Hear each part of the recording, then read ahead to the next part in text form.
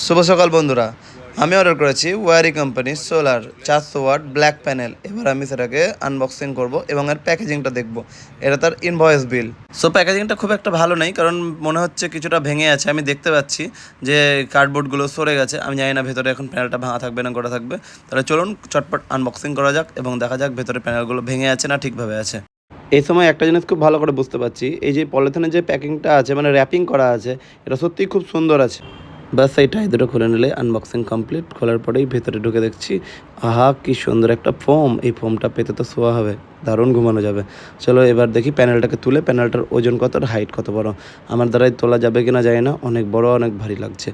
ও হয়ে বাপরে, নিজেকে বাহুবলী মনে হচ্ছে এই সময়। আমি তো তুলে নিয়েছি, তুলে নেওয়ার পর এবার দেখি হাইট কত আছে। বাপরে বাপ কি ভারী। আরে বাপরে, এর হাইট তো অনেক বেশি আমার থেকেও। আমার হাইট 5 ফুট 3 থেকে 4, এটা মনে হয় 6 ফুটের ওপর।